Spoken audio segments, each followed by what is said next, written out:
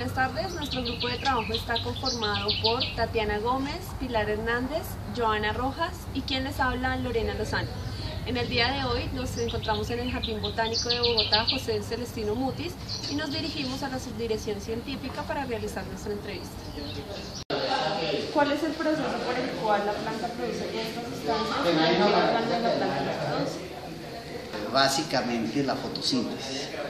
La fotosíntesis, digamos, es el proceso de elaboración de nutrientes por la planta. Entonces, la clorofila, junto con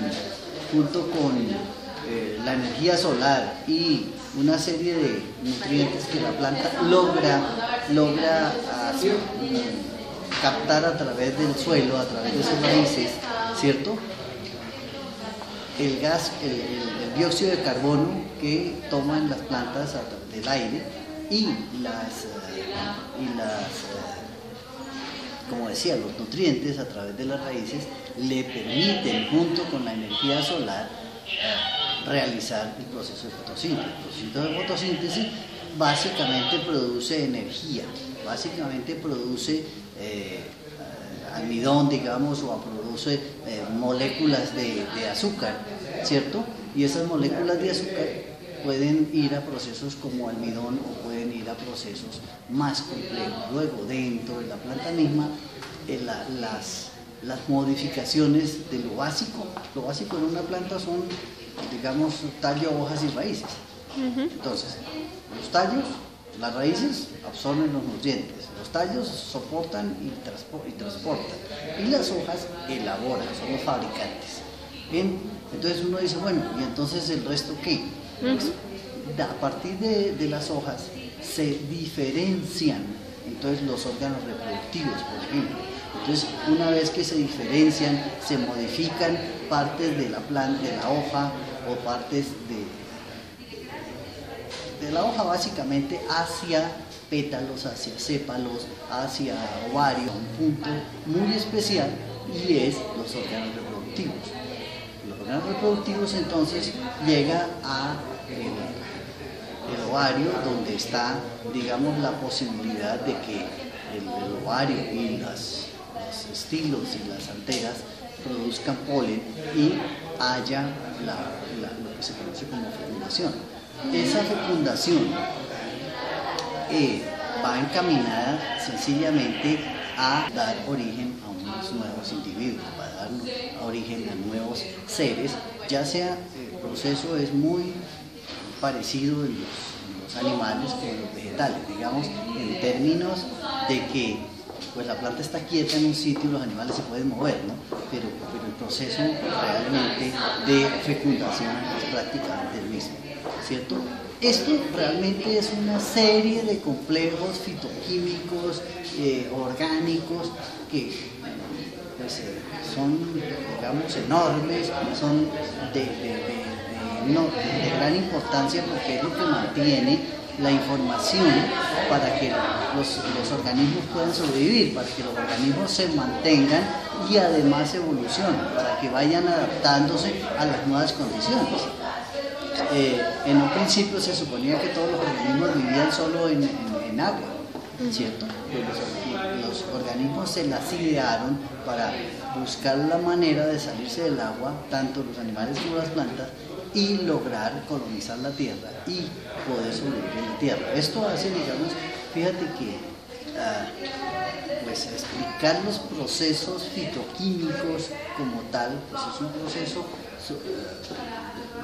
muy complejo, pero en realidad queremos pues hacer una visión general de esto, ¿cierto? Para terminar, muchísimas gracias, profe. Espero que continúen con su trabajo. Es muy buen trabajo el que han hecho. Gracias por la entrevista, gracias por la información y espero vernos en alguna oportunidad para aclarar más dudas. Con mucho gusto a todas. Pues espero que les vaya bien con su trabajo, que estudien mucho y que tengan éxito. Realmente fue muy útil y mucha información, muy curiosa. Bueno, sí, demasiado. ¿Cómo es la relación entre los insectos y las plantas? Bueno, hay muchas relaciones, digamos, y esa coevolución que hubo trajo consigo beneficios mutuos. Entonces hay cosas, digamos, estaba precisamente acordándome de cosas como en el caso de la simbiosis. En la simbiosis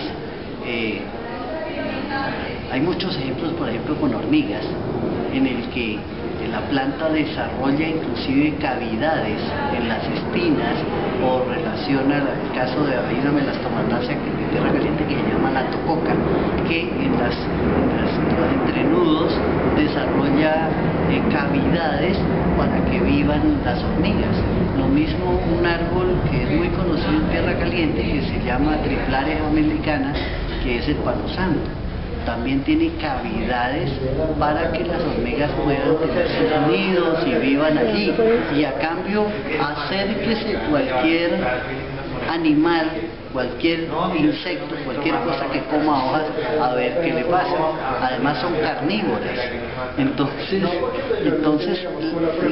la protección que le hace la hormiga a la planta es compensada por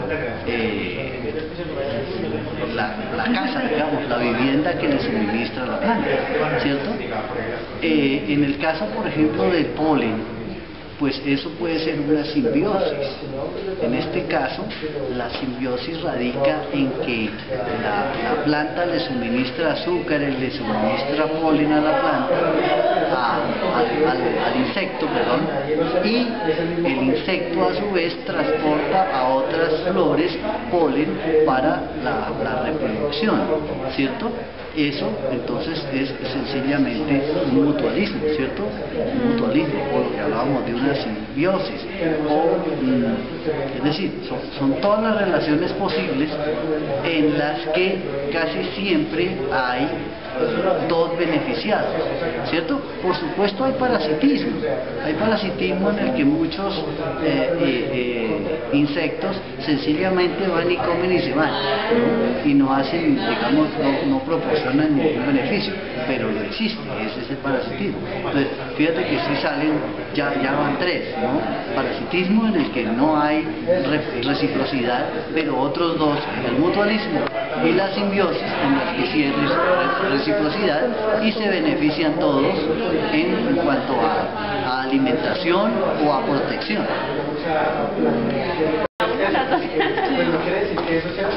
En el caso de la planta carnívora, ¿es vital el insecto para su supervivencia? Sí, no.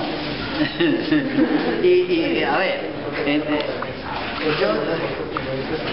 las carnívoras se llaman así, pues no porque mastiquen en realidad los insectos o a inclusive a vertebrados que puedan consumir en un momento dado.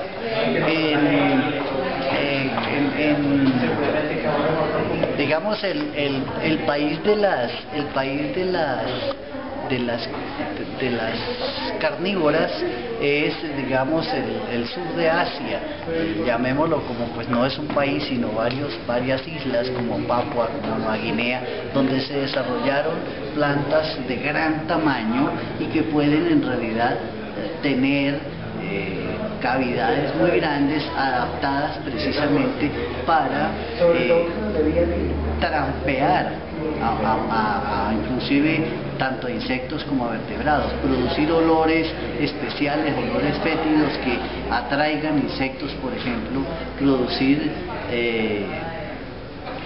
digamos atrayentes para que aparente que sea algo en descomposición y los insectos lleguen. Nosotros en América no tenemos grandes carnívoros, aquí tenemos pequeñísimas carnívoras, dróseras por ejemplo, que desarrollaron pequeñitas hojas con muchas glandulitas pegajosas a las cuales los insectos, pues por el brillo que tiene la glándula y por el atractivo del color rojo, piensa que hay algo comestible y se acerca y se queda pegado allí. En el caso de las utricularias, que son medio acuáticas, más o menos zonas, tienen unas especies de sifoncitos en donde el microinsecto, pues son insectos muy pequeños, entran y quedan atrapados porque hay unos pelitos a manera de trampa que no les permiten salir, y de esa manera también se mueren allí. O en el caso de las pingüícolas, que hay aquí, inclusive en los cerros de Bogotá, hay 2 o 3 especies, y básicamente son las hojas peludas las que atraen, digamos, de alguna manera, con glandulitas de colores y brillo, atraen los insectos. ¿Qué es lo que pasa? En este caso, en ningún momento hay un órgano digestivo como tal, pero como los insectos son ricos en proteína, el insecto al quedar allí se muere, se descompone, y al descomponerse el nitrógeno que se desprende de la descomposición de las proteínas, ese nitrógeno va a dar al suelo, y las plantas allí a través de sus raíces lo pueden tomar. ¿Qué es lo que están haciendo? Enriqueciendo el suelo donde viven, porque generalmente todas estas plantas carnívoras están adaptadas, es decir, encontraron una solución a vivir en un sitio que no estaba habitado. ¿Qué sitio era el que no estaba habitado? Pues un sitio que no tenía casi nutrientes. Entonces ellos buscaron una manera, ¿cierto?, de vivir en sitios muy pobres, de suelos muy pobres, y captando entonces las proteínas a través de estas formas. Pero, digamos, repito, no hay órganos ni masticadores ni cosas de esas, sino sencillamente son trampas mortales que hacen que los bichos se mueran y terminen descomponiéndose y suministrando los nutrientes ya en descomposición a la planta. Pero podrían sobrevivir sin estos nutrientes. No. Ah, pues, vale. Si tú, digamos, por alguna casualidad llegaran a estar en un sitio de mejores suelos, podrían vivir. Pero como generalmente están en donde no hay nutrientes, las necesitan, o sea, no pueden sobrevivir. O sea, la relación ya no es del insecto por comérselo, sino por los nutrientes que le generan al suelo. Exactamente, si no la relación no es que, y allí hay es casi que, por eso se llaman carnívoras, porque es uno el que se aprovecha del otro.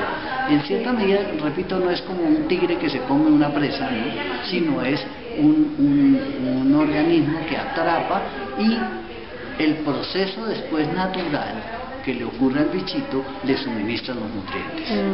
Es como funciona. Sí.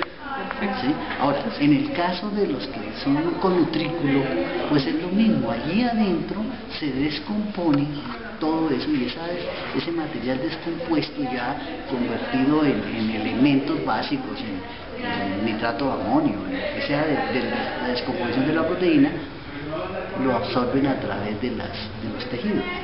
¿Okay? Porque tú dices, si está ahí en el tubo, ¿qué? En este caso, cuando es la hojita que lo atrapa y cae al suelo y ella chupa.